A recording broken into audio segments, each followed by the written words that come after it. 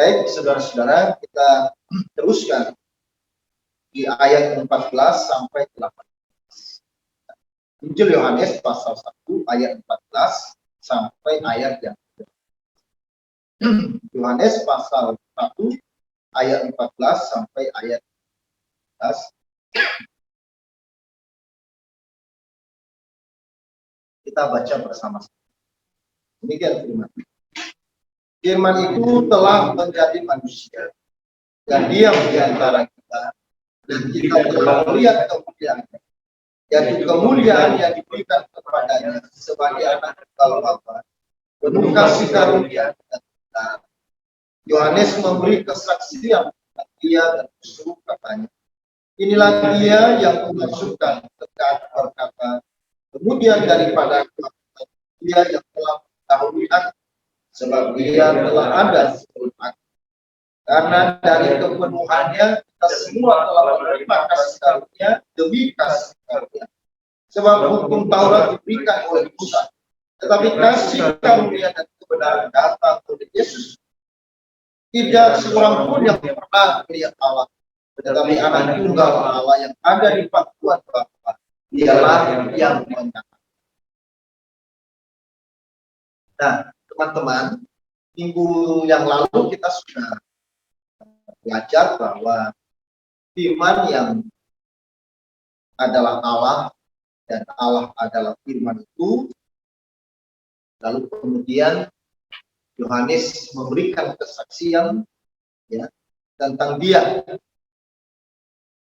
Yohanes yang disebut sebagai utusan Allah untuk menyampaikan berita tentang pertobatan dan supaya orang datang kepada Allah, dan dia memberikan kesaksian bahwa sesungguhnya terang itu adalah Mesias yang telah dinubuatkan di dalam perjanjian.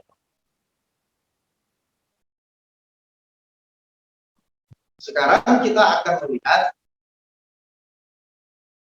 dan yang 14, yaitu Kristus, firman yang, mari kita baca ayat 14. Firman itu telah menjadi manusia dan diam di antara kita, dan kita telah melihat kemuliaannya, yaitu kemuliaan yang diberikan kepadanya sebagai anak tunggal Bapa, penuh kasih karunia dan kebenaran. Ya, jadi firman itu menjadi manusia. Nah, siapakah firman itu yang menjadi manusia? Adalah Allah. Ya. Nah, siapakah Allah itu? Ya, firman. Nah, firman itu yang menjadi manusia siapa? Yesus Kristus. Nah, ayat 14 ini, saudara-saudara, ya, arti dari kalimat ini adalah juru selamat kita yang ilahi itu ya, mengambil bentuk manusiawi. Dia menjadi manusia yang sungguh-sungguh. Ya. Dia manusia yang sempurna, tetapi tidak berdosa, tanpa salah dan tanpa noda.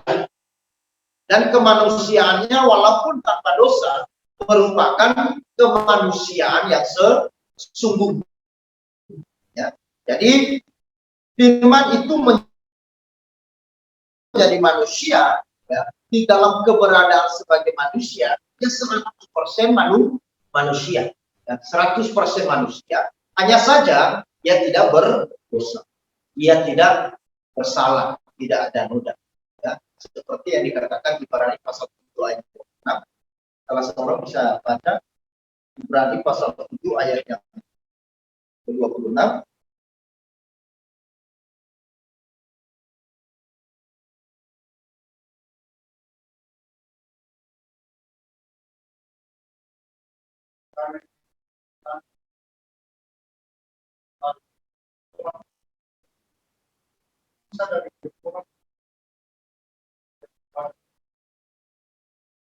Lagi, sebab imam besar yang demikianlah yang kita perlukan, yaitu yang saleh, tanpa salah, tanpa noda, yang terpisah dari orang-orang berdosa, dan lebih tinggi daripada tingkat-tingkat so. Ya. tingkat-tingkat surga. Nah, siapa yang ada di tingkat-tingkat surga? Ada juga yang mengatakan tingkat itu siapa? Itu adalah dialah yang ada di tingkat-tingkat surga itu kemudian menjadi manusia di dalam Yesus Kristus. Hanya tidak. 1 Timotius pasal 3 ayat 16. 1 Timotius pasal 3 ayat 16. Dan sesungguhnya rahasia ibadah kita. Dia yang telah menyatakan dirinya dalam rupa manusia, dibenarkan dalam roh, yang menampakkan dirinya kepada malaikat-malaikat, diberitakan di antara bangsa-bangsa yang tidak mengenal Allah, yang dipercayai di dalam dunia, diangkat dalam kemudian. Nah, sehingga di dalam kemanusiaan Yesus itu betul-betul dia menjelma menjadi manusia itu ya di dalam proses 100% manusia, proses 100% manusia.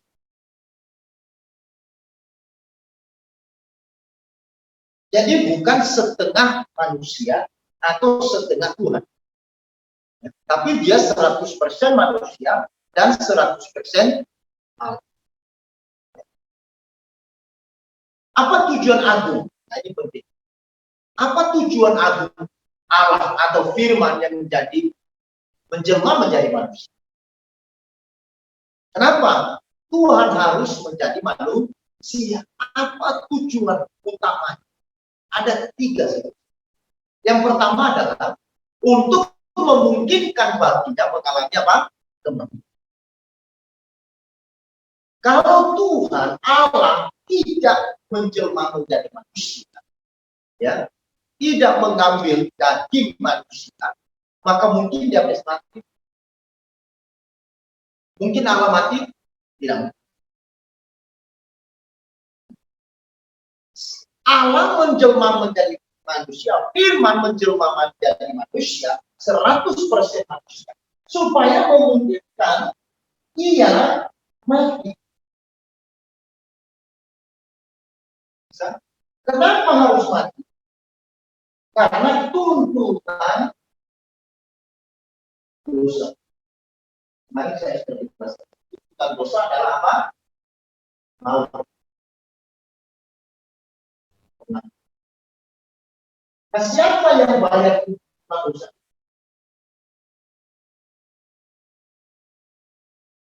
Dosa kita tidak bisa ditebus oleh persembahan kita.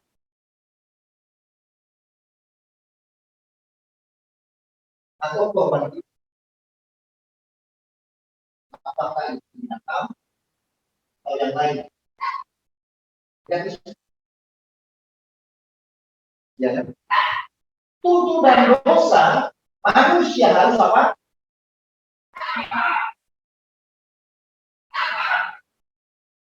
Tuntutan dosa manusia harus mati. Kenapa ada tuntutan dosa? Karena ini berdasarkan kepada atribut Allah sebagai Allah yang maha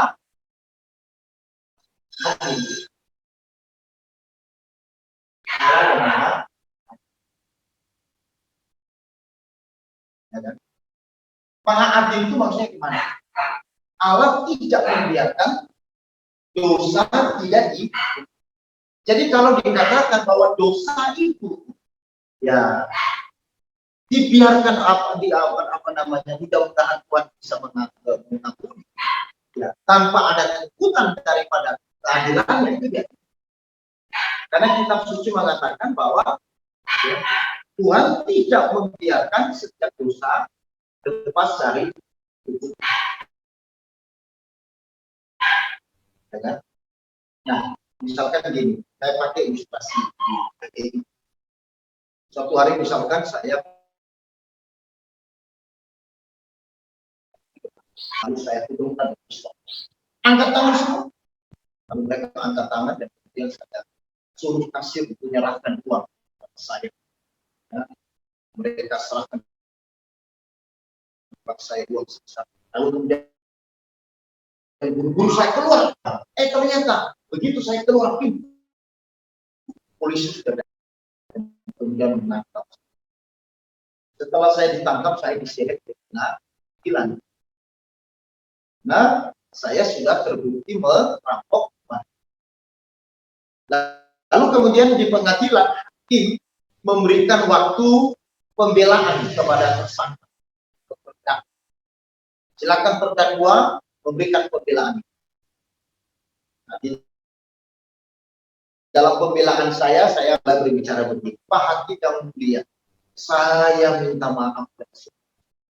Saya sangat menyesal melakukan perbuatan. Pak Hakim yang mulia, saya pergi ke bank waktu Pak Hakim. Sebenarnya tidak pernah saya rencanakan. Itu karena kepepet dan buntu saya tidak. Karena waktu itu istri saya lagi masuk rumah sakit, hamil dan mau melahirkan, dan membutuhkan dana yang besar karena operasi. Lalu kemudian saya pergi ke teman, ke tetangga, uang sana sini, tidak ada yang memberikan kepada saya, Pak.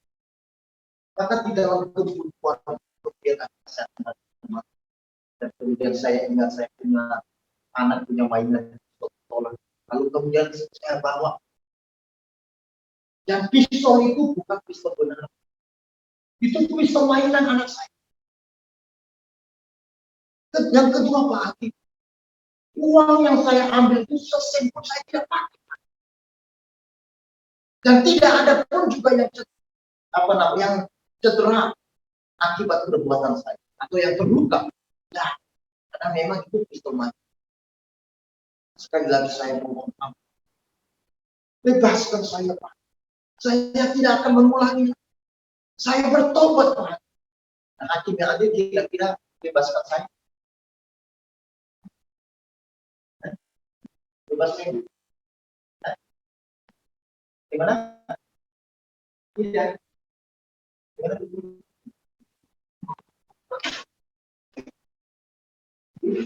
Kita sudah bebaskan enggak? Kenapa tidak?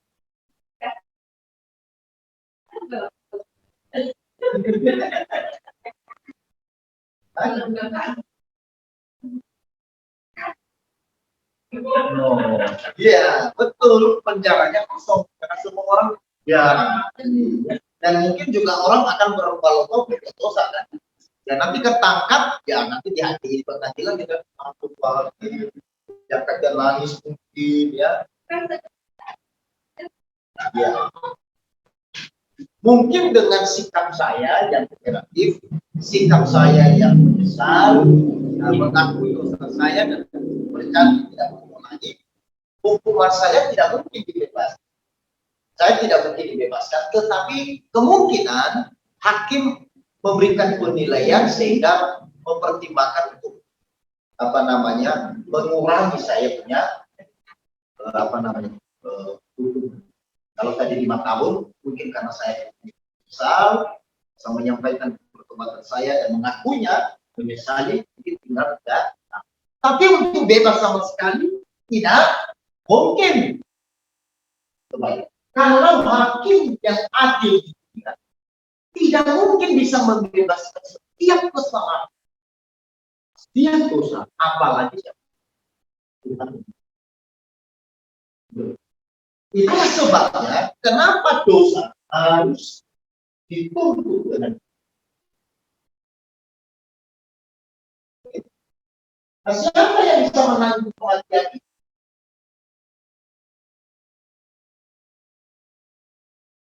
Ya kan?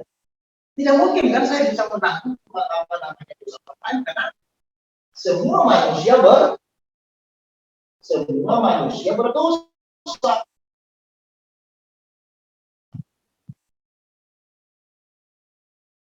Kalau semua manusia berdosa, itu artinya semua manusia di bawah apa? Di bawah tuntutan berbuat. Di bawah.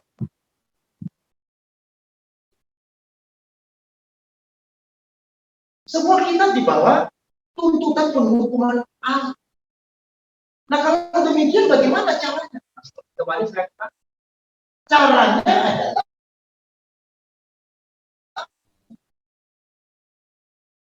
ya, bukan caranya manusia. Karena manusia yang semua manusia berada di bawah Tuhan, tidak mungkin bisa menyelesaikan dosanya. Tidak mungkin. Maka yang bisa menyelesaikan adalah apa? Nah, cara Tuhan seperti apa? Itulah sebabnya Tuhan yang mencari. Tuhan yang datang kepada manusia. Sebenarnya prinsip ini sudah dimulai sejak mana? Sejak dari dalam Taman Eden. Apa yang kita lihat di dalam Taman Eden? Yaitu ketika Adam dan Hawa jatuh dalam dosa, lalu Adam dan Hawa kemana? Mereka bersembunyi karena takut. Lalu kemudian Tuhan datang ke dalam taman itu, datang untuk apa? Untuk mencari. Di mana kamu, Adam? Ini adalah artinya bahwa penyelesaian dari dosa manusia ini diselesaikan oleh Allah. Allah yang mencari manusia, Allah yang datang menjumpai manusia. Firman menjadi manusia. Ini artinya Allah yang datang ke dalam dunia untuk apa? Untuk menyelesaikan masalah manusia, yaitu masalah dosa. Penyelesaian masalah dosa itu terselesaikan tuntas ketika tuntutan dosa yang selesai. Siapa yang menyelesaikan? Dirinya sendiri. Melalui kematiannya di atas kayu. Nah, Tuhan menyelesaikan ini dengan cara satu-satunya, dia harus menjelma menjadi manusia. Dia harus menjadi manusia. Karena dengan tubuh 100% manusia memungkinkan dia mati.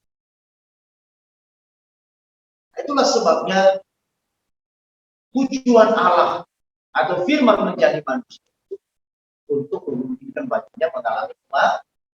Yang pertama. Yang kedua, ia dapat merasakan segala pengalaman dan kelemahan. Jadi menjadi manusia untuk merasakan segala pengalaman dan kelemahan. Ibrani 2, Ibrani pasal 2, ayat yang ke-14 sampai 18. Tadi kita baca bersama-sama. Ibrani pasal 2, ayat 14 sampai 18. Ya, bacakan. Karena anak-anak itu adalah anak-anak dari darah dan daging, maka ia juga menjadi sama dengan mereka dan mendapat bagian dalam keadaan mereka, supaya oleh kematiannya yang memusnahkan dia, yaitu iblis yang berkuasa atas maut, dan supaya dengan jalan demikian yang membebaskan mereka yang seumur hidupnya berada dalam perhambaan oleh karena takutnya kepada maut. Sebab sesungguhnya bukan malaikat-malaikat yang dia kasihani, tetapi keturunan Abraham yang dia kasihani. Itulah sebabnya maka dalam segala hal ya harus disamakan dengan saudara-saudara, ya, supaya ia menjadi imam besar yang menaruh belas kasihan dan yang setia kepada Allah menamaikan dosa seluruh bangsa. Sebab oleh karena ia sendiri telah menderita karena pencobaan, maka ia dapat menolong mereka yang di. Jadi Yesus menjadi manusia untuk merasakan pengalaman kelemahan dan kekurangan. Itulah sebabnya ia menjadi imam besar. imam besar bagi. Makanya kenapa di dalam doa kita berdoa, ya kita akhiri di dalam nama, karena dia menjadi imam. Imam besar itu apa? Nah, kemudian yang ketiga, dia menjadi teladan kehidupan. Di dalam perjanjian lama, Tuhan memberikan hukum kepada manusia. Apa tujuan diberikan hukum? Supaya manusia belajar hidup menyesuaikan pikirannya, menyesuaikan perasaan, kehendaknya kepada Tuhan. Tetapi ternyata mereka gagal mengamalkan hukum itu. Bahkan justru oleh hukum itu manusia sangat jauh dari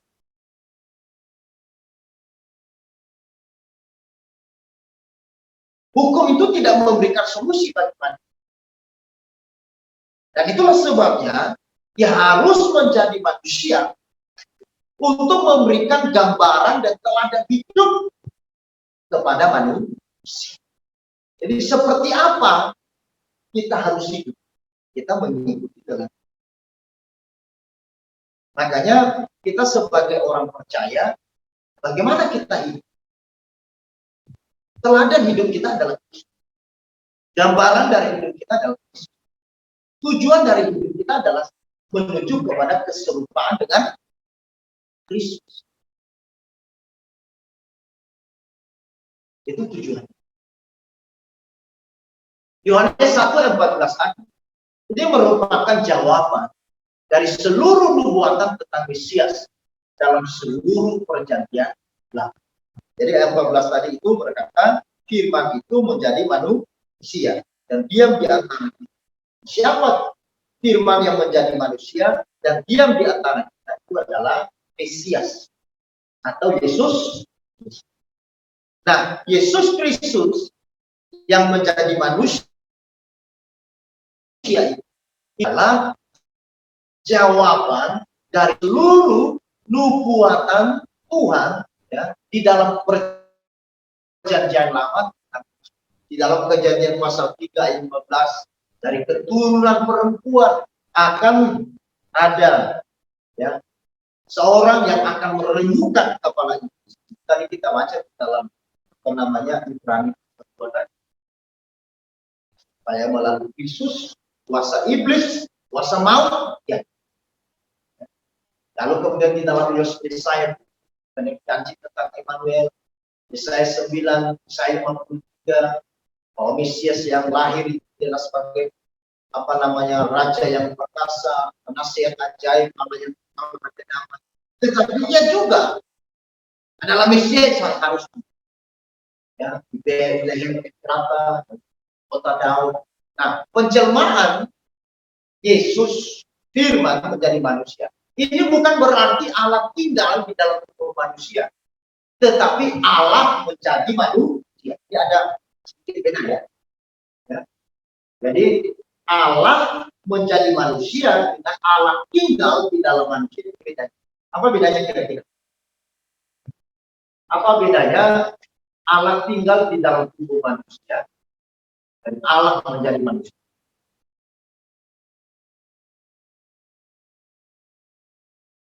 Kalau Allah tinggal di dalam tubuh manusia, penjelmaan bukan berarti Allah tinggal di dalam tubuh manusia.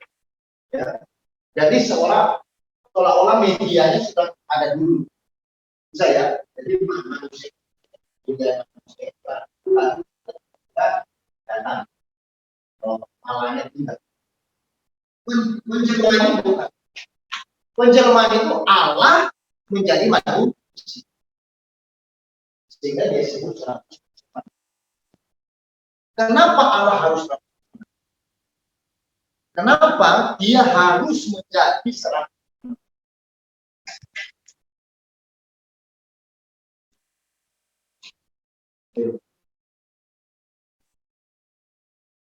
Kalau seperti ini, Allah tinggal dalam tubuh manusia, Allah hadir dalam tubuh manusia, kan? Bisa enggak? Bisa. Tapi ini proses manusia bagaimana? 100% manusia bagaimana? Tentu tidak, kan? Dia sedang tidak memenuhi proses manusia. Lalu kenapa dia harus 100% manusia? Kalau dikatakan 100% manusia berarti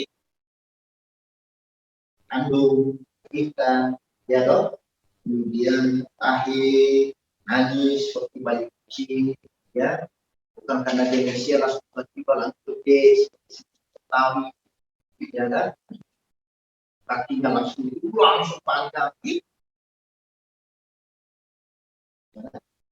yang main juga sama anak kecil, teman-teman, ya. Nah, kira-kira kenapa?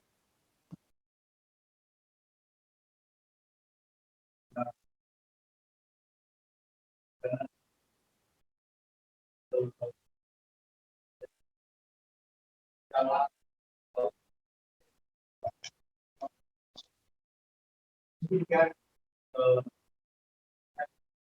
ini kan ayahnya berus itu harus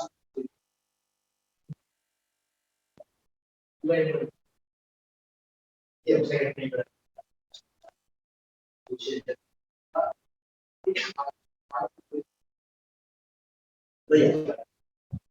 makanya saya katakan kenapa dia harus 100% manusia.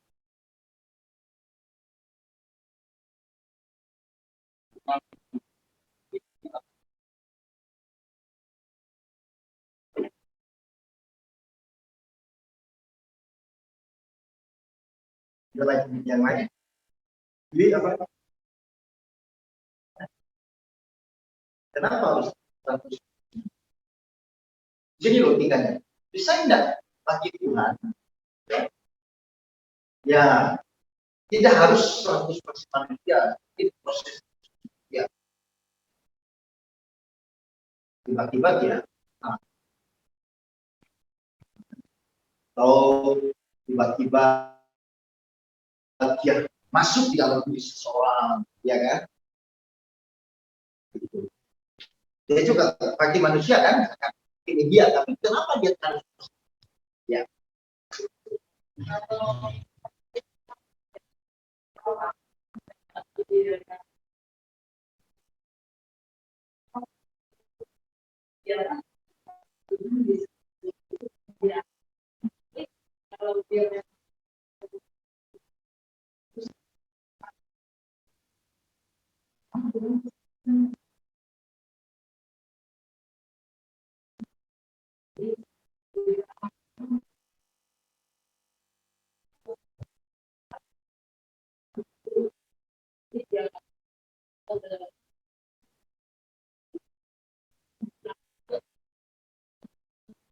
Sama seperti tahun ya,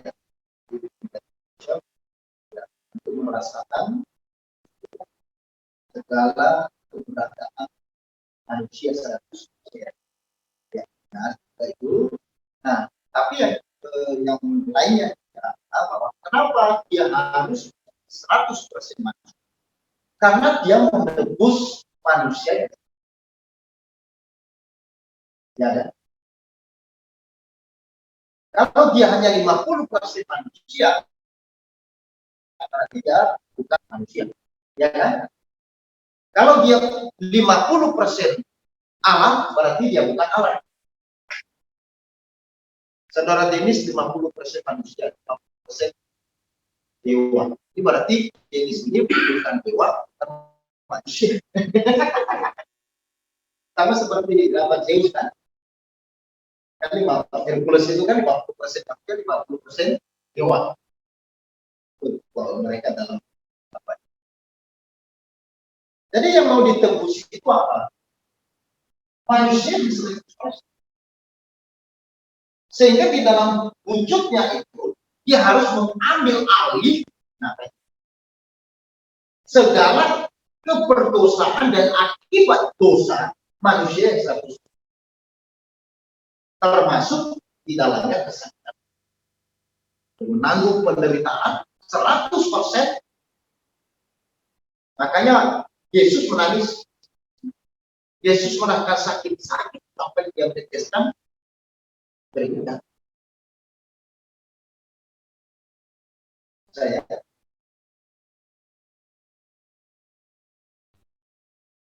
Nah, kemudian dikatakan, diam di antara kita, dan kami telah melihat kemuliaan. Ini adalah menunjukkan bagaimana para murid Yesus, ya. Dan ini kesaksian dari penulis Yohanes, Rasul Yohanes, menyaksikan secara langsung betapa mulianya dia, yaitu Yesus yang adalah firman yang menjelma itu. Betapa mulia. Jadi Rasul Yohanes, salah seorang murid Yesus, dia juga menyaksikan sendiri, ya, kemuliaan Yesus itu ketika dia bersama-sama dengan para murid selama kurang lebih 33 tahun. Nah, sebenarnya kita juga yang percaya Yesus mencerminkan kemuliaan Tuhan. Dalam 2 Korintus 3 ayat 18 dikatakan bahwa kita itu juga adalah orang-orang yang mencerminkan kemuliaan Tuhan.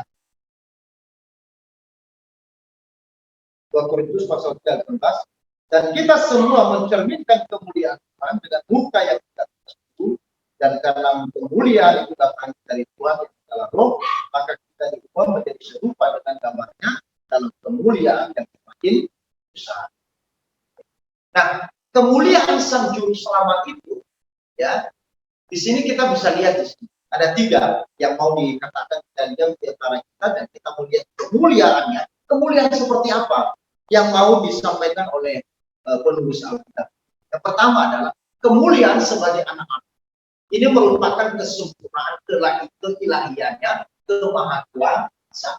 Istilah anak Allah ini bukan sekedar biologis, ya. Jadi soal bapak anak ini bukan sekedar biologis, tapi ada menyangkut mengenai fungsi dan tugas dari Allah yang esa atau Allah. Jadi ketika firman yang Allah menjadi manusia itu, maka karena dia turun, ya, menjadi manusia. Nah, itu dalam posisi sebagai anak Allah, bukan berarti bahwa ini bapak apa Allah beranak, bukan. Ya, bukan Allah bapak memperanakan anak Yesus tidak. Karena Yesus sendiri adalah Allah, ya. Oke. Nah, jadi kemuliaan sebagai anak Allah. Anak Allah di sini menunjuk kepada pribadi yang melaksanakan misi. Jadi kalau Bapa disebut Allah di dalam misi penciptaan dan pemeliharaan, itu kita lihat sebagai apa. Nah, Allah yang menguasai hati, yang memberikan kekuatan, yang memberikan penghiburan, yang memberikan sukacita. Nah, siapa mereka? Allah? Allah yang esa. Ini sebuah istilah. Jadi ketika Allah melaksanakan misi penyelamatan kepada manusia yang berdosa, untuk melaksanakan tuntutan dari hukuman dosa ini, yaitu melalui kematian yang salib, maka pribadi yang melaksanakan itu, ya, kita kenal sebagai pribadi yang disebut anak. Kemudian kemuliaan susilanya, maksudnya apa? Dia adalah ini adalah kesempurnaan manusiawinya. Makanya tadi dikatakan di dalam dia menjadi manusia, dia tidak berdosa, tidak ada cacat dan tidak ada celah. Gitu ya. Dia 100% manusia, hanya saja tidak berdosa. Dia berbeda. Makanya Yesus dengan Nabi bedanya apa? Nabi berdosa. Kenapa? Nabi manusia. Betul ya? Abraham ada dosa enggak? Ada. Musa ada dosa enggak? Jadi tidak bisa sampai ke tanah perjanjian karena dia marah kepada Musa. Nabi Yesaya ada dosa enggak? Ada. Nabi Elia ada dosa enggak? Ada. Kenapa? Karena manusia. Pendeta ada dosa enggak? Lebih parah lagi. Karena manusia. Yesus tidak ada dosa. Karena dia bukan berasal dari manusia. Tetapi dia adalah Allah yang menjadi manusia. Itu beda. Nabi berasal dari manusia. Yesus berasal dari surga. Nah, ini yang nanti mau dijelaskan. Nah, di dalam keberadaannya di dunia, dalam misi penyelamatan, kita lihat saudara-saudara, bagaimana ya, kehidupan dan pribadi Yesus sebagai manusia yang 100%, yang penuh dengan bijaksana, yang penuh dengan kemuliaan, yang penuh dengan kelemahan, yang penuh dengan yang tidak pernah mencari. Karena dia tidak ada dosa. Saya manusia yang sempurna. Kemudian yang ketiga, kemuliaan yang dimaksudkan di sini adalah kemuliaan dalam jabatan. Ini adalah kesempurnaan pengantarannya atau keimanan. Ayat 15, mari kita baca. 1, 2, 3. Yohanes memberi kesaksian tentang dia dan itu katanya, inilah dia yang kumaksudkan ketika aku berkata, kemudian daripada aku akan datang dia yang telah mendahului aku, sebab dia telah ada sebelum aku. Nah, di sini kesaksian siapa di sini? Kesaksian Yohanes Pembaptis. Yohanes Pembaptis. Siapa Yohanes Pembaptis kemarin? Adalah seorang nabi di Israel. Ya, dan juga adalah seorang yang merintis jalan bagi Mesias, yang menyerukan suara pertobatan pada dunia. Ya. Lalu kemudian dikatakan Yohanes memberi kesaksian bahwa firman atau Yesus yang menjadi manusia itulah dia orangnya. Yang saya maksudkan dulu kepada. Jadi kalau kita lihat di dalam Matius pasal 3, di sana Yohanes Pembaptis sebelum Yesus datang, dia sudah menyampaikan berita pertobatan. Bahwa sesungguhnya yang lebih besar dari saya akan. Coba kita lihat dalam Matius. Matius pasal 3. Ayat 1. Pada waktu itu tampillah Yohanes Pembaptis di padang gurun dia dan memberitakan, bertobatlah sebab kerajaan surga sudah dekat.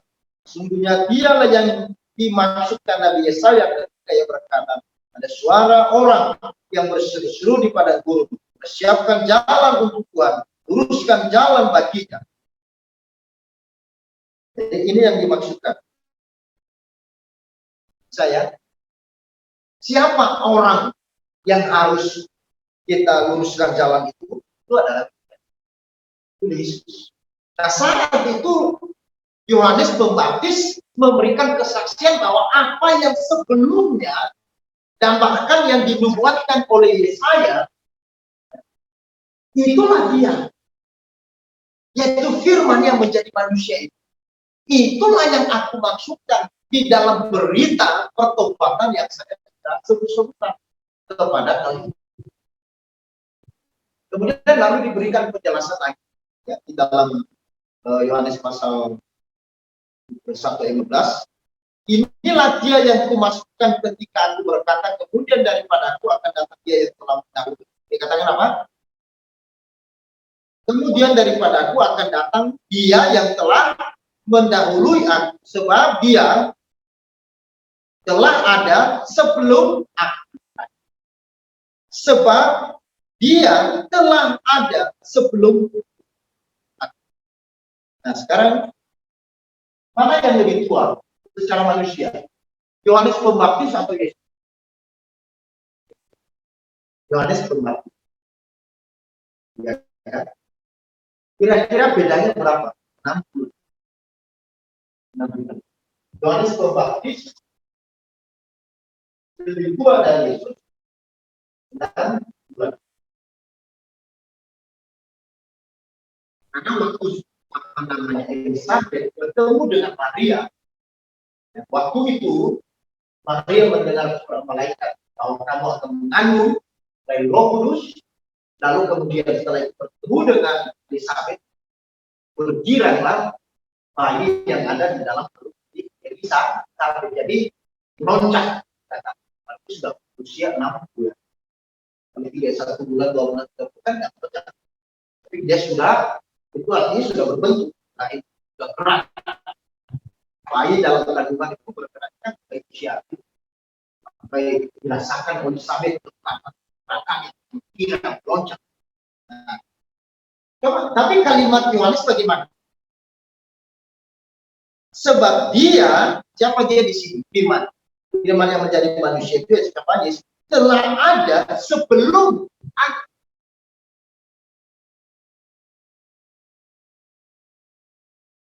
Yesus itu yang adalah firman menjadi manusia telah ada sebelum aku ada.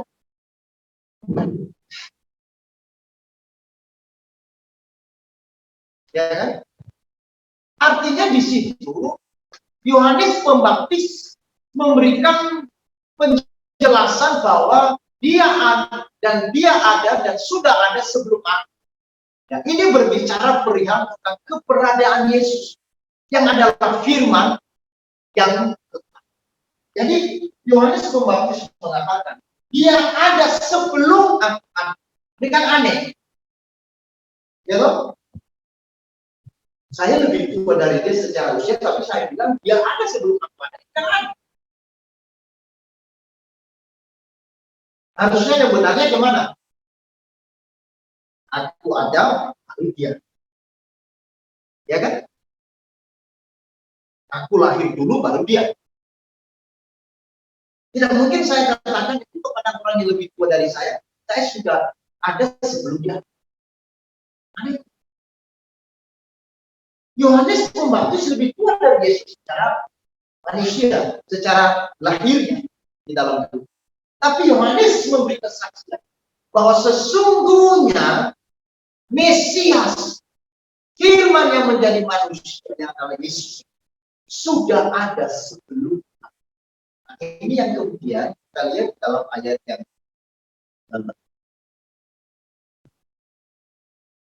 ketiga. Ayat yang ketiga pasal 1 dan 3. Coba kita baca bersama.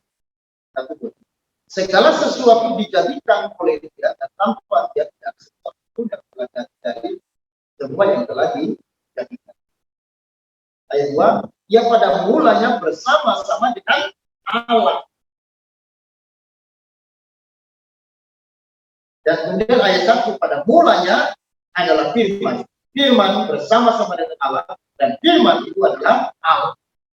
Jadi kalimat dari Yohanes Pembaptis ini merujuk ya, bahwa Yesus itu adalah Tuhan.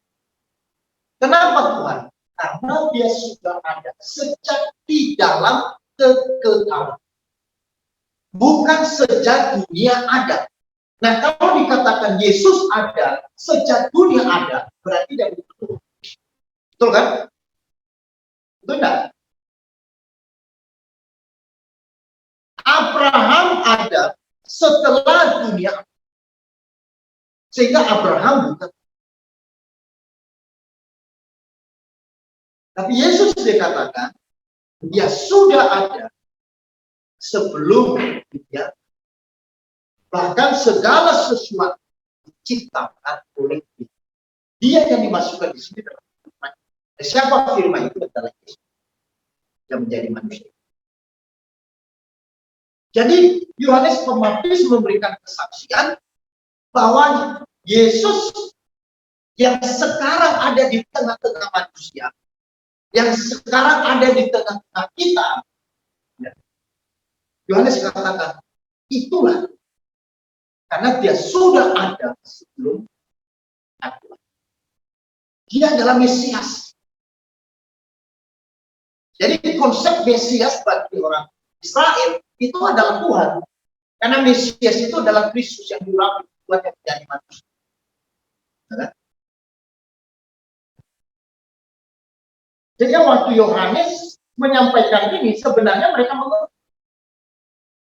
Makanya nanti berulang-ulang kali ya, orang Yahudi itu tanya kepada Yohanes Pembaptis, apakah engkau Mesias? Nanti di ke depan nanti kita akan belajar kan ayat 19 sampai 8 lebih kecil lagi. Dia katakan tidak, aku bukan Mesias.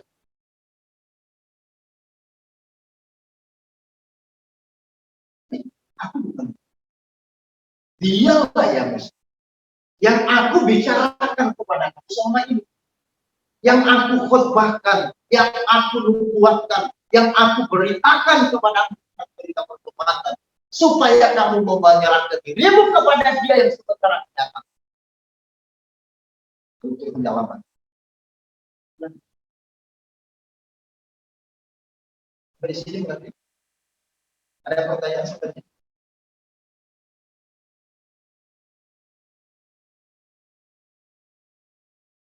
Ada? Ya.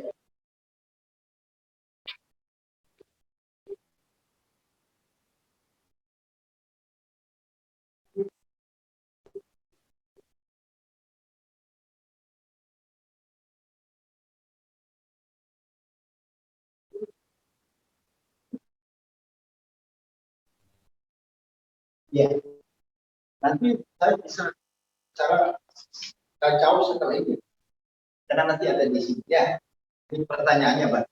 Saya jawab. Ya. Maksudnya pertanyaannya begini. Yesus datang.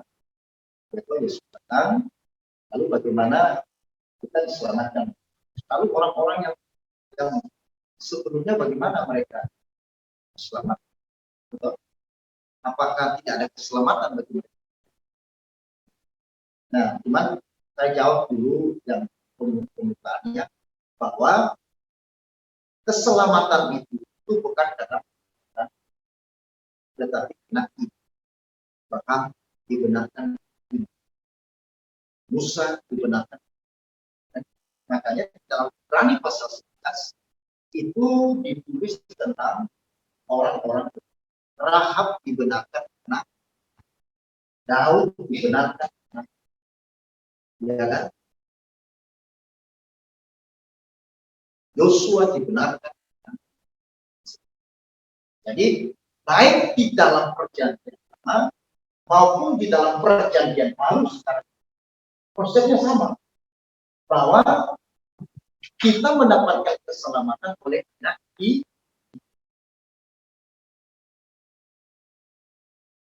Ayat 16 kita baca bersama-sama. Karena dari kepenuhannya kita semua telah menerima kasih karunia demi kasih karunia. Sebab untuk Taurat diberikan oleh Musa, tetapi kasih karunia datang oleh Yesus. Nah, jadi ayat ini karena dari kepenuhannya kita semua telah menerima kasih karunia demi kasih karunia. Ini artinya bahwa dari Yesuslah kita menerima kehidupan yang sejati. Jadi penulis mengatakan bahwa Dia adalah sumber firman yang menjadi manusia, itu adalah sumber hidup dan terang bagi manusia. Itu ada di dalam ayat ke 4. Dalam Dia ada hidup dan hidup itu adalah terang manusia. Oke. Lalu kemudian diteruskan di dalam ayat yang ke-16, karena dari kepenuhannya kita semua menerima kasih karunia demi kasih. Artinya bahwa di dalam dan melalui Yesuslah kita menerima kehidupan yang sejati. Dan kehidupan yang sejati seperti apa? Itu Yohanes 10 ayat 28. Mari kita baca bersama. Yohanes 10 ayat 28.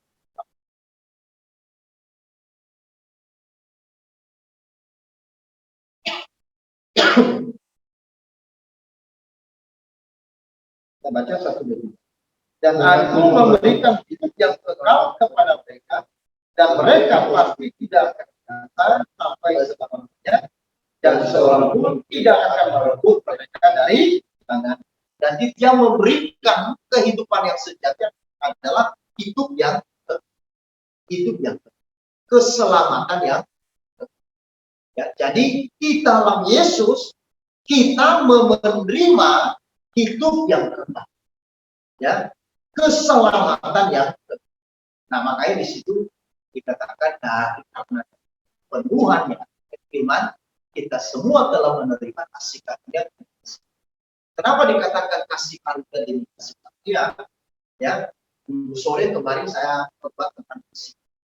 Nah, kasih karunia itu adalah pemberian Allah yang diberikan kepada kita yang sebenarnya tidak layak, tidak pantas untuk menerima. Itu namanya kasih. Nah, kasih karunia Allah itu apa? Itu kekal. Keselamatan yang kekal. Kenapa dikatakan itu kekal? Dan keselamatan kekal itu adalah kasih karunia. Karena hidup kekal itu, ya, keselamatan itu, surga itu sebenarnya kita tidak layak untuk menerima. Kita adalah orang-orang yang tidak pantas untuk menerima anugerah kasih pemberian Allah, karena kita adalah orang berdosa. Kita tidak sepatutnya, kita tidak selayaknya, tidak sepantasnya sebenarnya menerima hidup kekal, menerima keselamatan. Tetapi kalau kemudian akhirnya kita yang percaya menerimanya, itu adalah kasih karunia.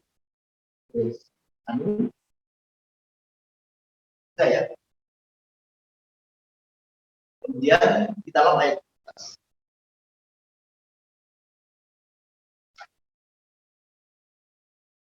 sebab hukum Taurat diberikan oleh Musa, tetapi kasih karunia dan kebenaran datang oleh Yesus. Nah, di sini penulis memberikan kontras antara apa yang diberikan oleh Musa dengan apa yang diberikan oleh Musa, ya, di dalam perjanjian lama, dan apa yang diberikan Yesus dalam. Jadi Musa memberikan hukum Taurat, tetapi kasih karunia. Nah, ada itu hukum Taurat. Hukum Taurat yang diberikan Musa itu mengemukakan apa tuntutan Allah. Hukum Taurat mengungkapkan keadilan Allah, akan tetapi tidak memaparkan akan kasih karunia dan anugerah. Kita tidak menemukan di dalam hukum Taurat tentang pemaparan akan kasih Allah dan anugerah. Kita hanya disingkatkan dan dijelaskan mengenai kebencian Allah terhadap dosa, serta keputusan Allah untuk menghukum dosa. Itu hukum Taurat. Ya kan? Nah, di dalam hukum Taurat kita menemukan mengenai tuntutan keadilan Allah, kebencian Allah terhadap dosa, dan apa yang Allah harus lakukan terhadap dosa. Tetapi kita tidak tahu bagaimana solusi, karena tidak mungkin manusia bisa melakukan apa. Karena Alkitab mengatakan bahwa tidak ada yang dibenarkan karena melakukan hukum Taurat. Kenapa? Karena tidak mungkin ada manusia yang sempurna bisa melakukan. Nah, kalau saya pakai istilah sekarang, tidak mungkin manusia bisa diselamatkan. Karena tidak mungkin manusia sempurna melakukan. Tidak ada. Tidak.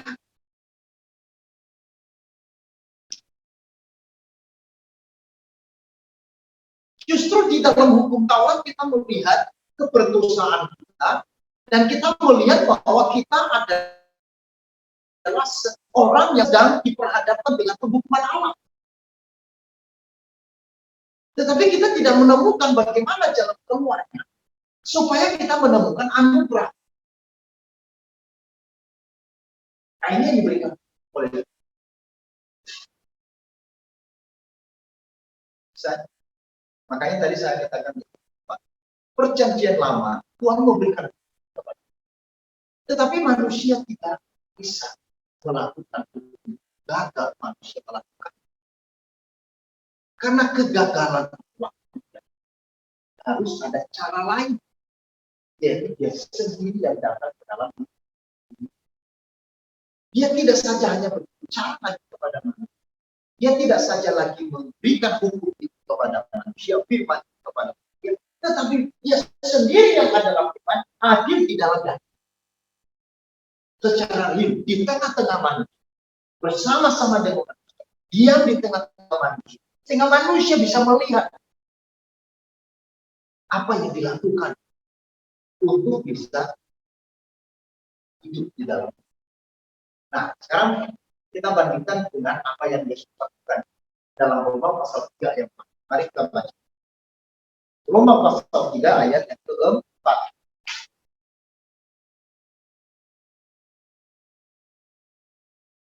Roma pasal 3 ayat yang keempat. Roma pasal 8.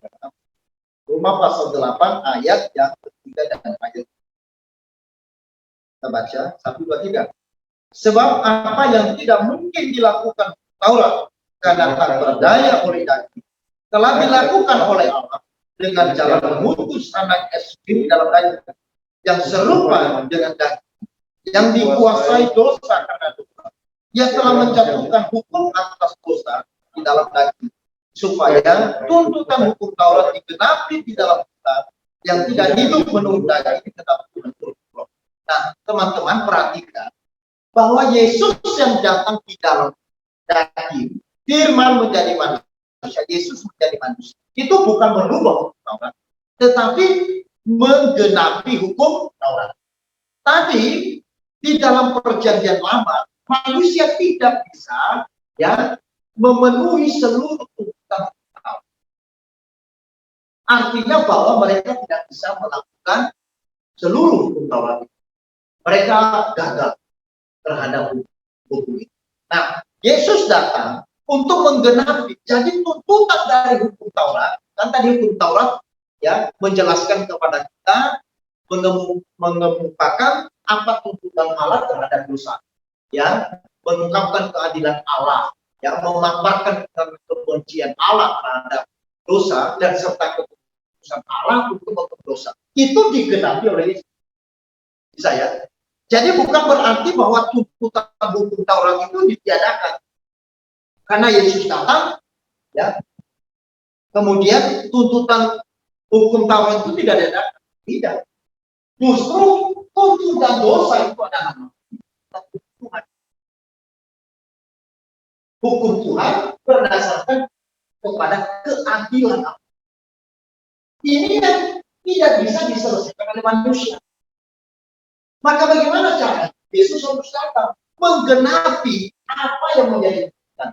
Makanya kematian Yesus di atas kayu salib itu adalah menggenapi seluruh tuntutan keadilan terhadap hukum.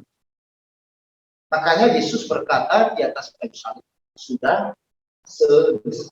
Sudah apanya yang sudah?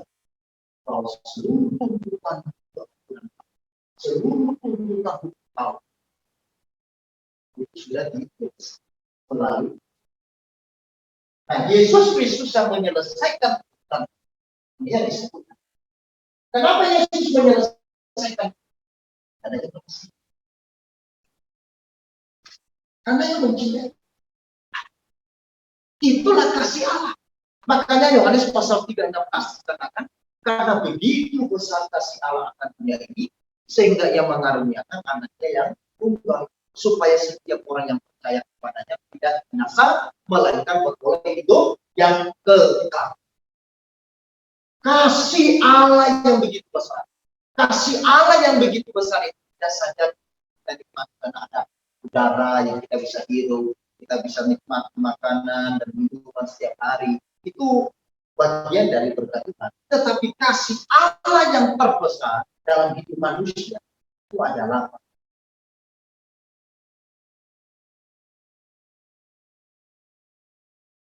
kira-kira begini. Saya memberikan uang 1 juta. Besar deh.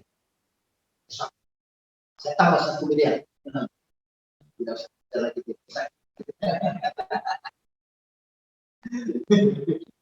besar itu ya. Tambah lagi 10 miliar. Waduh. langsung nikah. Ya kan? Ya. Tapi besar ya, gembira besar. Tapi kemudian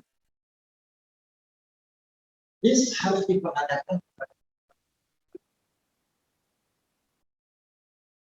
karena this punya salah dan hukumannya nggak. Lalu kemudian saya datang ke pengadilan dan saya mengatakan saya digantikan. Saya dihukum. Oke? Berarti ada dua jenis pemberian.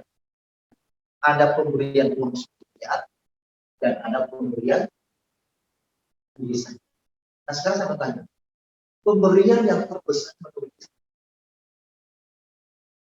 yang menyayang hati Yes, yang menyentuh hati Yes, Tuhan Yesus pilihan, atau ketika saya menggantikanmu di dalam kehidupan mati. Harusnya Yes ditembak mati. Beri diri saya ditembak mati dan Yes melihat bahwa saya menggantikan. Gimana? Kemudian sebenarnya orang yang sekarang bilang yang mati Pak, dia ya maka dapat Pak, iya kan? Iya kan? Mungkin tidak ingat mati saya dan ingat uangnya kan? Tapi saya pikir aku manusia yang mau yang menyayang hatinya kemudian menangis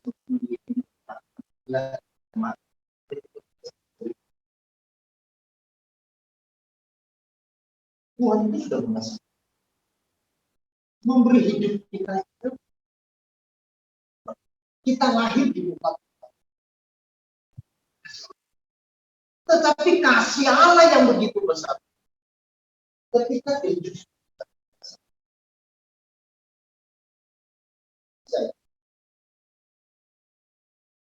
jadi ini kasih Allah. Yesus menjadi jawaban penggenapan dari seluruh tuntutan hukum Taurat yang tidak bisa dilakukan oleh manusia. Pertanyaan dari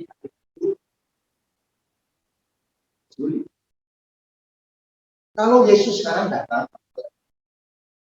lalu bagaimana dengan mereka? Sebenarnya kasih karunia Allah sudah dari sana.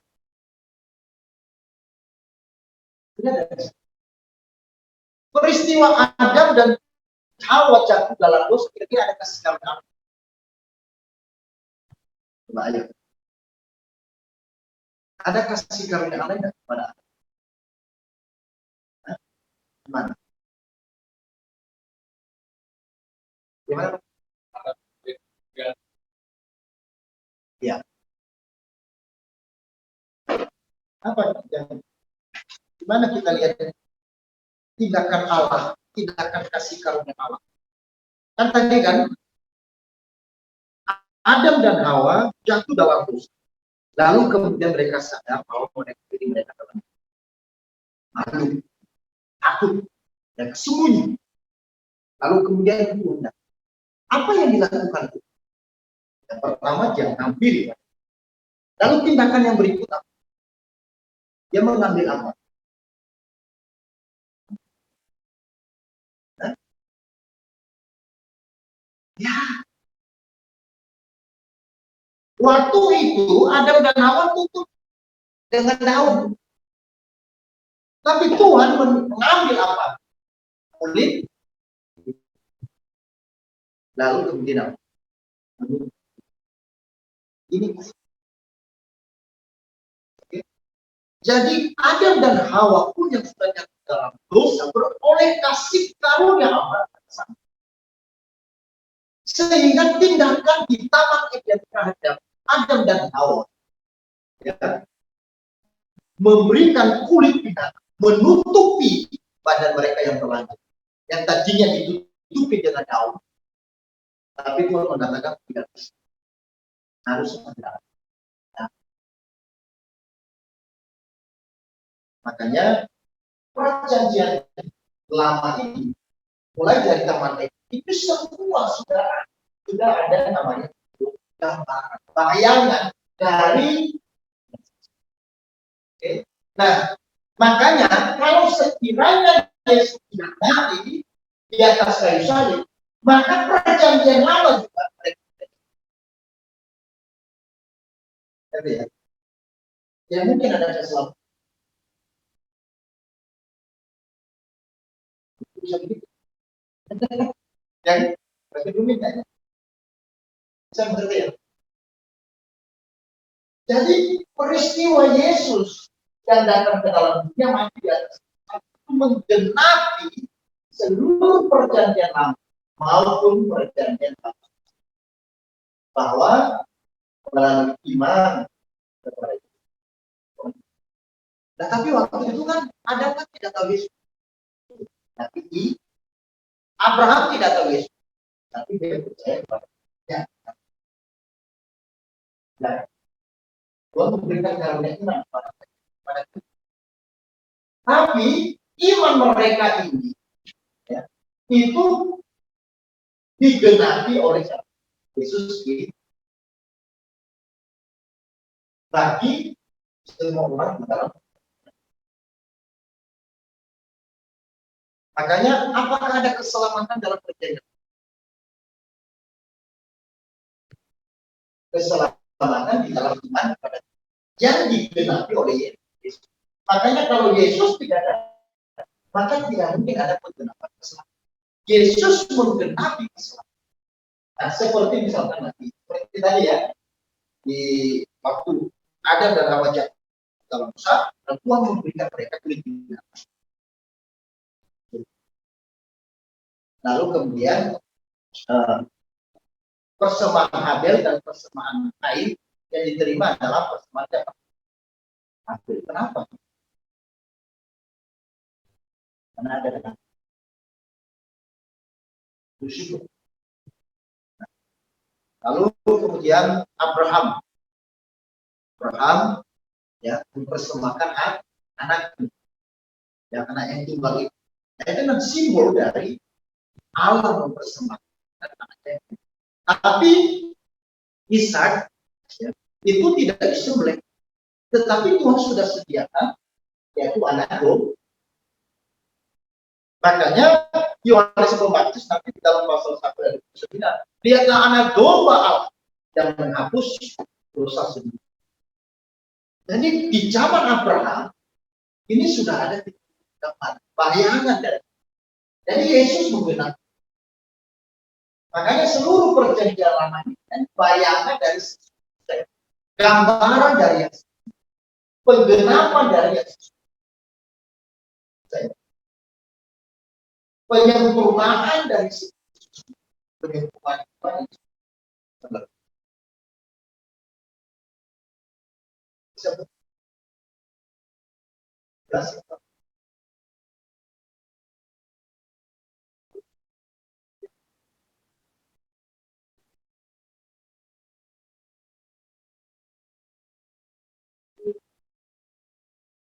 Kalau di dalam perjanjian simbol dari penghapusan dosa mereka membawa mereka sembelih domba. Tetapi setelah Yesus datang, kita datang orang Israel sebelum Yesus datang, mereka harus sekali setahun sembelih. Darahnya disembelih. Makanya di dalam Ibrani mengatakan bahwa dia adalah persembahan yang sempurna sekali untuk selama. Makanya enak. Kalau kita hidup dalam perjanjian tahun depan siapkan buat, ya kan? Harus. Karena untuk penghapusan dosa kan.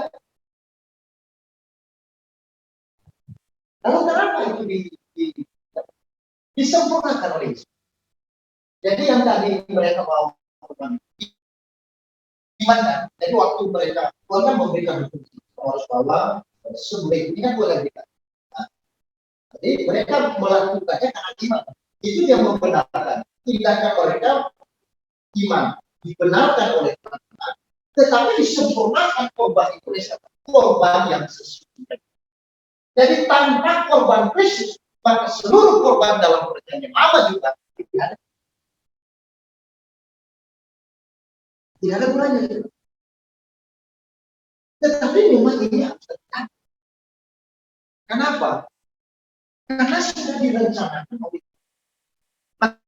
Makanya rencana keselamatan manusia ini bukan rencana yang spontan. Bukan rencana yang datang pada saat manusia yang berbeda dengan manusia. Ya kan? Karena terjadi gempa, apa rencana kita ya? Supaya tidak terjadi gempa. Kalau manusia buat rencana kan gitu. Tuhan tidak. Sebelum manusia jatuh dalam dosa, Tuhan sudah merencanakan rencana. Kapan rencana keselamatan? Belum rencana.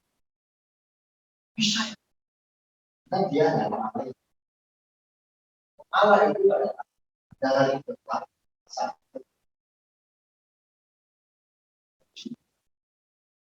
Jadi di sini bahkan mungkin belum kita masih di sini, akan gitu ya, atau kita di sini belum berakhir dunia. Kita sudah tahu karena dia ada dari sampai ke yang tahu apa yang tahu. Makanya waktu dia menyampaikan doa kepada para nabi dan para rasul, maka ketika Tuhan memberikan kekuatan kepada wahyu tentang akhir zaman, bahwa nanti akan terjadi tsunami, terjadi penyakit sampar, corona, terjadi penyakit menular, terjadi peperangan, terjadi segala macam hal. Itu memang harus digenapi karena apapun sudah lihat bahkan. Karena dia pencipta. Dia kan tahu bakal seperti apa manusia. Tetapi dia tidak mendesain manusia seperti robot. Nah, banyak orang berdebat, kalau Tuhan sudah tahu bahwa manusia bekerja dalam dosa, kenapa Tuhan tidak ayo, nah. Allah itu kan maha tahu. Betul ya? Maha tahu itu bukan dari sekarang sampai sekarang. Artinya bahwa waktu dia ciptakan ada, dia tahu nggak kalau ada ini bakal terjadi. Tahu. Nah, itu kenapa dia tidak ciptakan? Hah? Gimana? Apa? Iman. Oh, uji iman.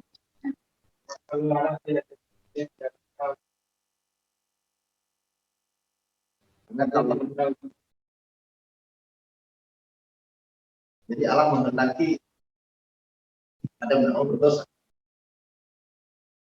sehingga harus berdosa itu.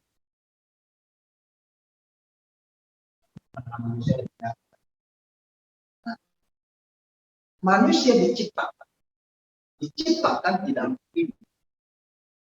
Manusia diciptakan diberikan bebas, bukan robot. Tetapi Tuhan memberikan warning. Betul enggak? Sebelum jatuh dalam dosa, Tuhan sudah berfirman enggak? Tuhan sudah memberikan aturan enggak? Tuhan memberikan warning enggak? Ada enggak? Ada. Jangan kamu makan buah di dalam taman. Kalau kamu makan, kamu pasti mati.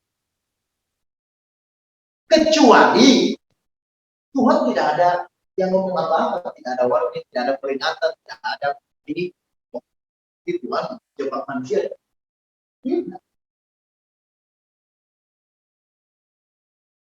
Ya kan?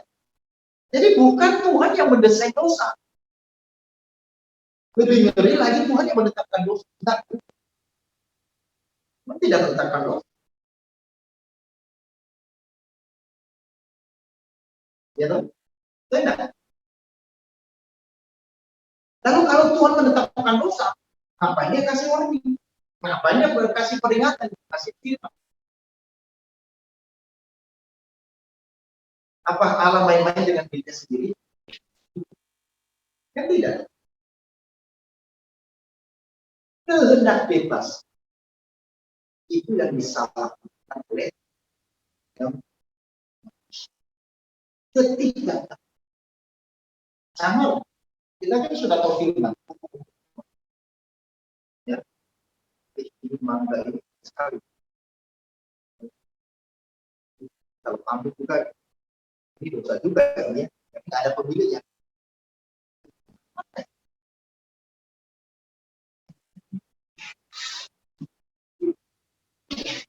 Balik lagi ini makanya besar sekali ya.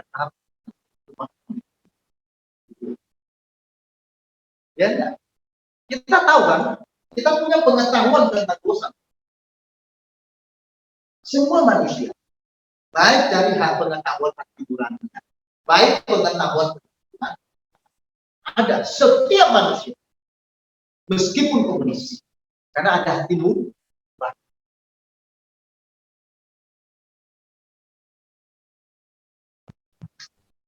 Tapi akhirnya dia,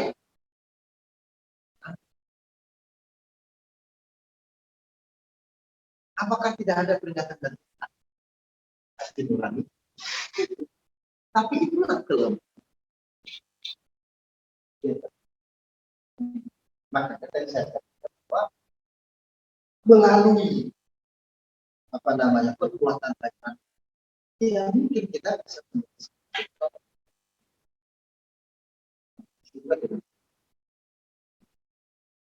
terus kalau bukan Tuhan yang mencari aku, kira-kira ada mencari Tuhan, ada ketemuan Tuhan.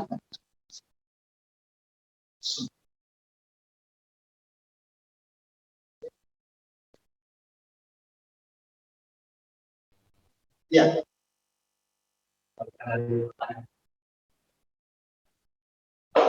Ya. Peraturan kalau kita menunda sembarangan kita dari benar cara tadi karena saya menunda saya tidak bisa di tatapannya tidak ada kalau menunda di saya dengan hukum Taurat kalau dia berbuat yang dosa itu hukum Taurat itu ada dia tidak bisa ada namanya dihukum dengan hati. Jadi coba termasuk saya dan saya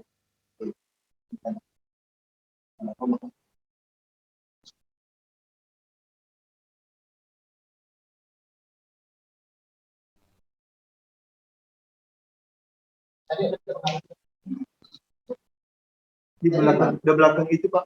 Oh ya.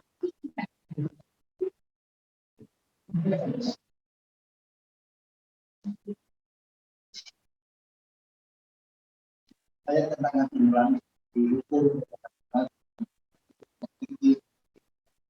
bahwa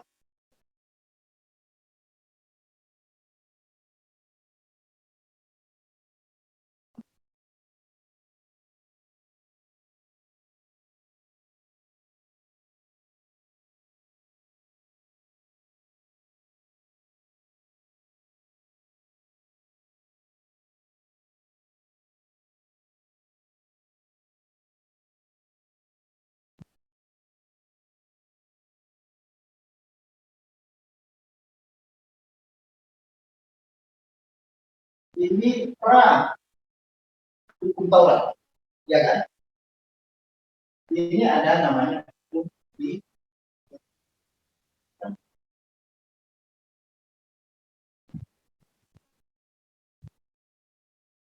jadi tuntutannya kepada ya, makanya sebelum orang Israel atau manusia menerima Taurat ada namanya hukum nanti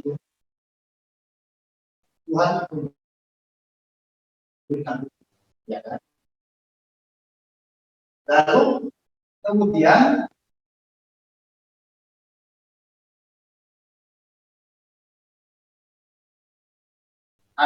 nah pertanyaannya adalah Apakah manusia sebelum ada hukum Taurat tidak tahu kalau melakukan sesuatu itu yang benar atau salah? Mereka tahu tidak ini benar atau salah sebelum hukum Taurat. Kalau sudah di hukum Taurat kan sudah jelaskan 1 sampai 10. Jadi seluruh dosa ada di dalam Tuhan. Sebelum hukum Taurat gimana?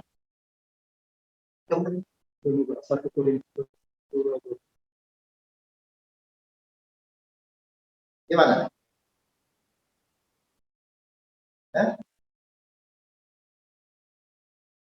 Sebelum hukum Taurat itu, jadi hukum Taurat ini bentar lagi sudah ada, ya kan? Jadi sudah tertulis sudah langsung, ini dosa, ya. Apa ada pada orang lain, ya, mencuri, sempat dengan Tuhan di masa itu, semua terus. Nah, tapi bagaimana dengan sebelum ada hukum Taurat? Karena hukum Taurat diterima pada zaman siapa? Musa. Ya, oke. Nah, manusia yang hidup di sini tahu nggak bahwa nanti mereka akan tahu ini benar apa yang mereka lakukan, sadar bahwa ini benar atau salah.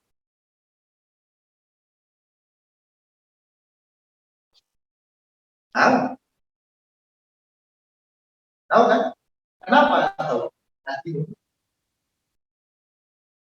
Karena ingat ya, manusia yang diciptakan Tuhan itu adalah manusia yang diciptakan segala kesempatan. Jadi artinya bahwa gambar Allah itu ada di dalam manusia. Natur Allah ada di dalam, hanya dirusak oleh dosa. Tetapi bukan berarti bahwa dia tidak lagi punya hati nurani, karena dia diciptakan oleh Allah tertentu, ada hidup lah. Nah, hidup rohani ini yang membuat manusia bisa menyadari Allah, mengenal Allah, mengenal. Meskipun secara hati nurani.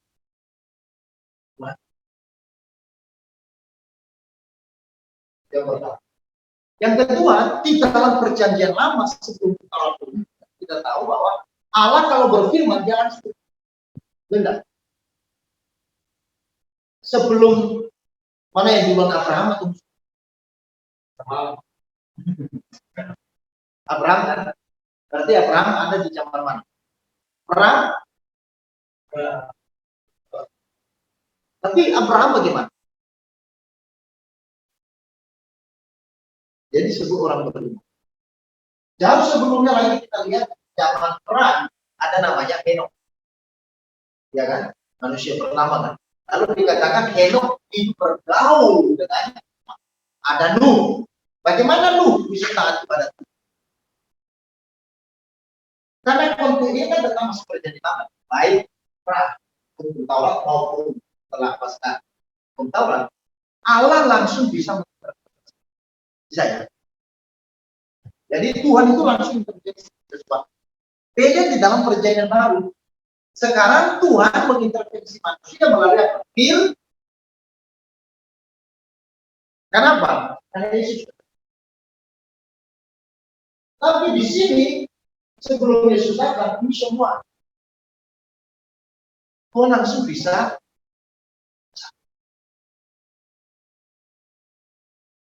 Tuhan bangkitkan orang-orang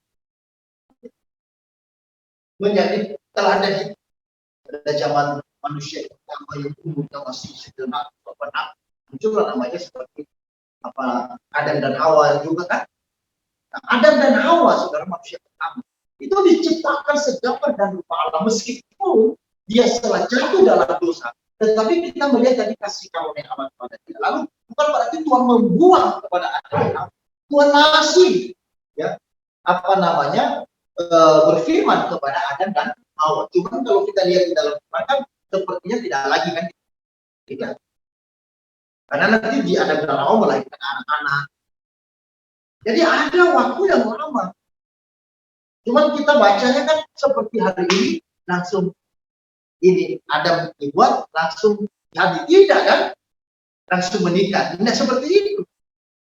Ada fase waktu kan? Artinya bahwa pergaulan Adam dan Hawa dengan Tuhan itu begitu luar biasa. Apalagi sebelum jatuh di dalam dosa. Ada nilai-nilai kebenaran, nilai-nilai kekekalan, nilai-nilai apa namanya kekekalan itu yang ada di dalam manusia dan mereka turun temurun. Adam pasti dia berbicara tidak kepada anak-anaknya bagaimana kepada atau inisiatif dari Kain dan Abel. Pasti loh. Ya kan? Diajar dan mereka melihat.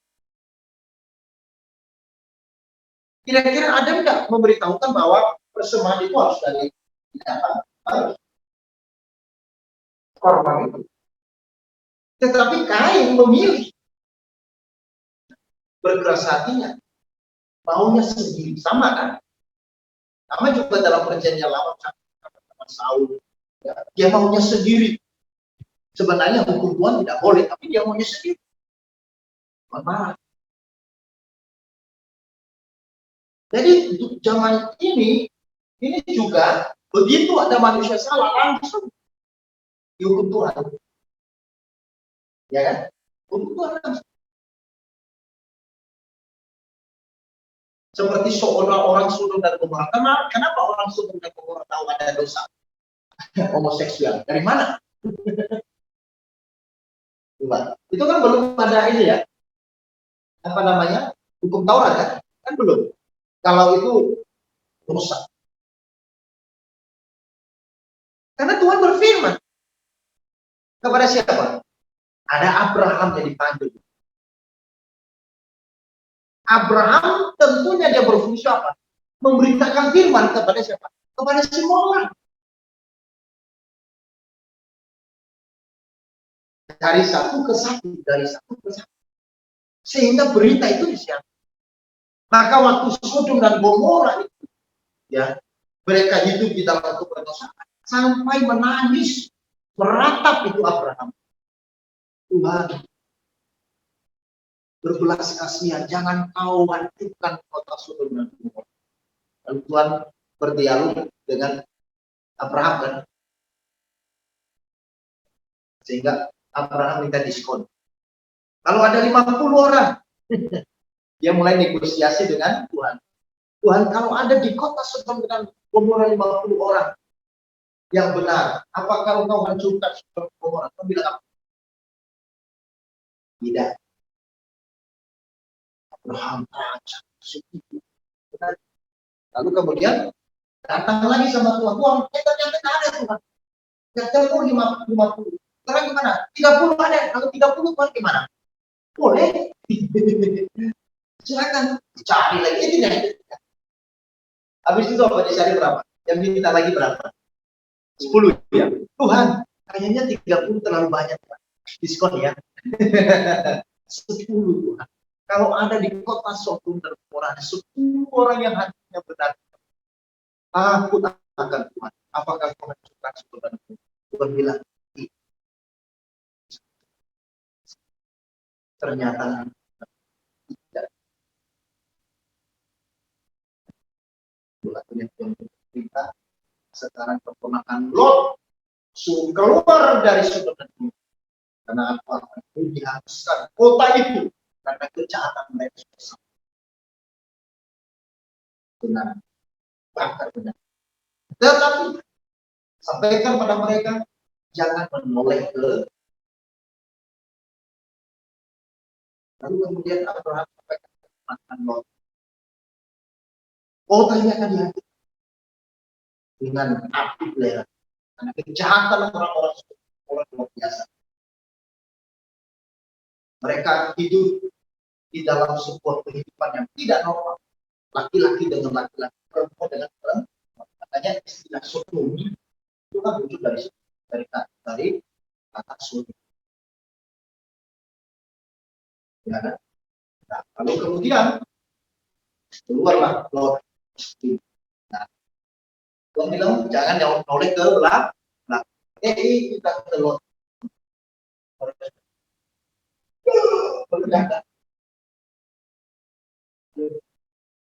Jangan noleh.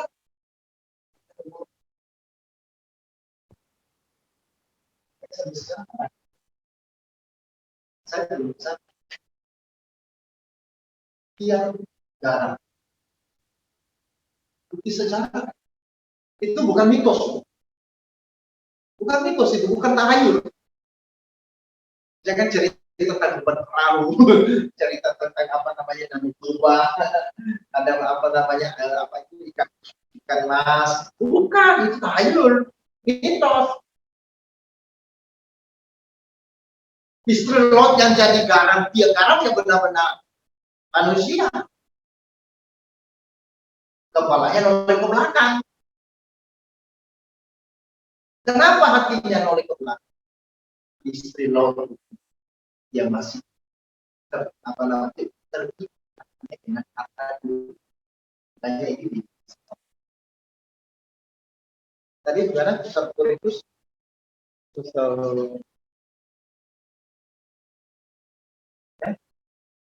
Korintus pasal 8 ayat 7.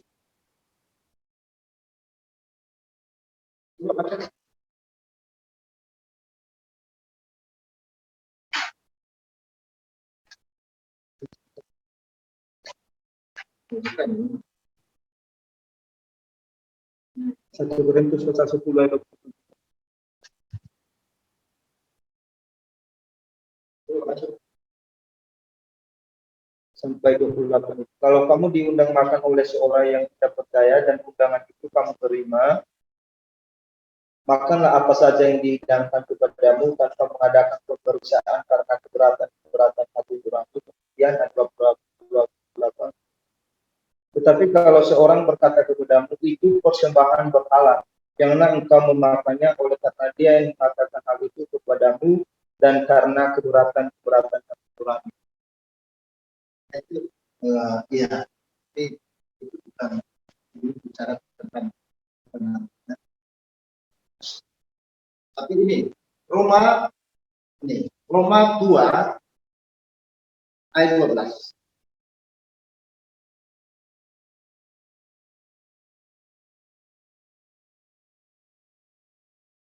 Roma pasal 2 ayat 12. Sebab semua orang yang berdosa tanpa hukum Taurat akan binasa tanpa hukum Taurat. Dan semua orang yang berdosa di bawah hukum Taurat akan dihakimi oleh hukum Taurat. Karena bukanlah orang yang mendapat hukum Taurat yang benar di hadapan Allah, tapi orang yang melakukan orang yang benarkan. Apabila bangsa-bangsa lain yang tidak memiliki hukum Taurat oleh dorongan diri sendiri melakukan apa yang dituntut hukum Taurat, maka walaupun mereka tidak memiliki hukum Taurat, mereka akan menjadi hukum Taurat bagi diri mereka sendiri. Ini namanya hati nurani. Sebab dengan itu mereka menunjukkan bahwa isu Taurat ada tertulis di dalam hati mereka, dan suara hati mereka turut bersaksi, dan pikiran mereka saling menuduh atau saling membela. Hal itu akan nampak pada hari bila mana Allah sesuai dengan Injil yang diberitakan akan menghakimi segala sesuatu yang tersembunyi dalam hati manusia oleh Yesus Kristus. Jadi nanti di dalam pemakaman orang ini dihakimi dengan yang belum memiliki Taurat, dihakimi dengan hati nurani. Di sini dihakimi dengan Taurat, dan di sini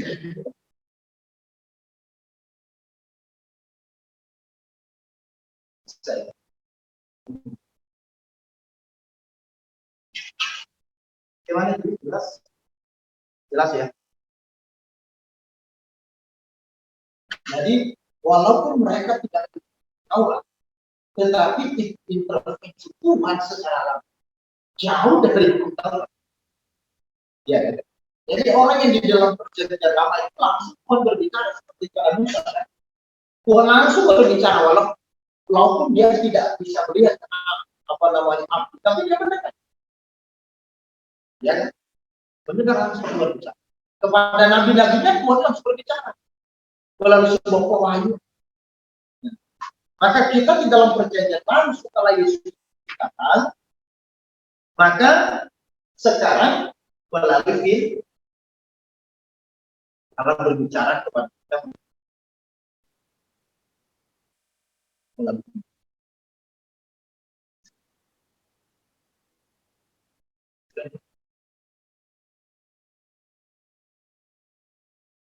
masuk.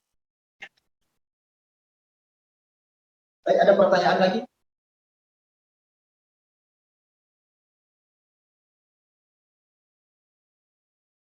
Jadi 2 minggu lagi kita ketemu. Di minggu ke-2 dan ke-3 November. Kita masuk ke Yohanes pasal 1 ayat 19 sampai 28. Saudara baca dulu, nah, sehingga nanti kita bisa diskusinya,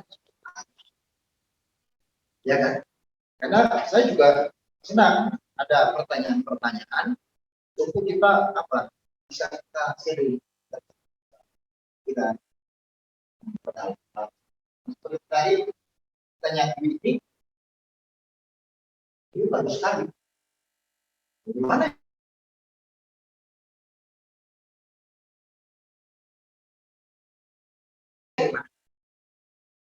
Jadi, baik, ada pertanyaan satu lagi sebelum kita tutup. Ada Riz? Jadi kita bersyukur bahwa firman itu menjadi diam di antara kita. Itu artinya bahwa Tuhan memberikan konfirmasi. Dia adalah Allah yang dia Allah yang maha mengetahui, paling merasa, mengerti, yang paling peduli dengan, karena dia mengerti sekali. Kalau saudara saat ini ada pergumulan, ada kesulitan, ada beban, ada kesedihan, yang mungkin orang lain tidak bisa mengerti, tetapi Yesus sangat. Dia tahu yang paling dalam. Kenapa? Karena dia pernah merasakan semua. Kalau sebabnya kita tak karena dia telah coba waktu dia dalam dunia, dia pun juga mampu menolong mereka yang dia bukan jauh, tapi dia sangat. Itulah firman. Dia bukan Allah yang ada di tingkat-tingkat surga. Dia bukan Tuhan yang ada di tingkat-tingkat langit yang kita tidak tahu. Dan kita berkata dia sangat melihat. Tapi siapa dia? Misteri. Dia adalah Allah yang telah menyatakan dirinya sendiri kepada kita. Hadir di tengah-tengah manusia untuk menyatakan segala langsung kepada manusia. Aku jangan.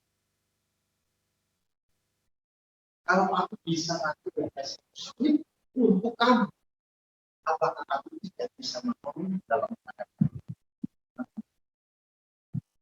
Kalau Yesus sampai datang ke dalam dunia yang hina, yang berdosa, yang gelap, itu sebuah pergumulan dan sebuah kesulitan penderitaan. Itu dasar bagi Tuhan, bukan bagi kita. Tuhan yang maha mulia, yang maha agung, yang maha suci, kemudian turun ke dalam dunia yang berdosa, itu pergumulan yang pergumulan. Dan bukan hanya turun ke dalam dunia,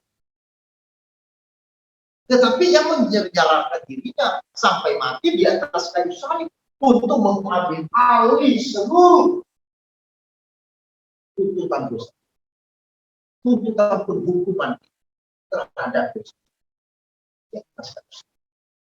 Dia berkata, barang siapa yang percaya kepada yang memiliki hidup yang memiliki jaminan yang pas, dia hadir dalam setiap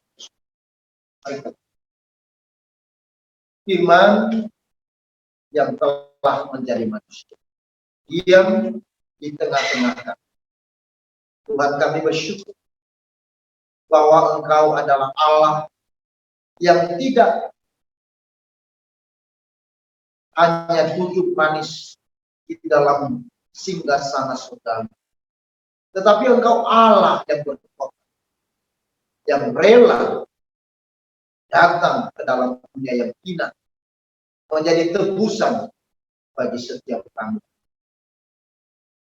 Tuhan, kami bersyukur bahwa Engkau menjadi manusia untuk membuktikan cinta kepada kami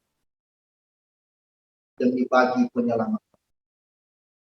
Oleh karena itu ya Tuhan, tolong kami supaya melalui peristiwa ini membuat kami makin bersyukur. Hati kami tersentuh dan membuat kami boleh kuat. Karena kasih Tuhan yang begitu besar yang kami boleh nikmati dalam hidup. Siapa kami Tuhan? Sampai Engkau rela mati bagi dosa kami. Sampai Engkau menggantikan kami di atas kayu salib. Yang seharusnya kami yang berganti di atas kayu salib karena dosa-dosa kami. Tetapi karena cinta-Mu, Engkau merelakan diri-Mu lah yang menggantikan setiap kami. Ampunilah kami Tuhan, kalau sekali kami sendiri menyakiti hati dan tidak bersyukur untuk anugerah yang besar. Oleh karena itu, ya, biarlah kami terus dipenuhi dengan rasa syukur, penuhi rasa bahagia, dipenuhi dengan rasa cinta kepada dalam sisa. Meteraikanlah firman-Mu yang kami sudah belajar malam ini. Ialah melalui Allah Roh Kudus yang dapat menolong kami, membimbing kami untuk mengerti akan firman. Sehingga melalui firman-Mu ya Tuhan, kami boleh bertumbuh di dalam pengenalan akan, dan dari pengenalan itu akan menimbulkan kasih cinta kami. Sebentar kami akan pulang ke rumah, tempat masing-masing Tuhan sertai pembimbing dan Tuhan berkati. Terima kasih terhadap Yesus. Kami berdoa dan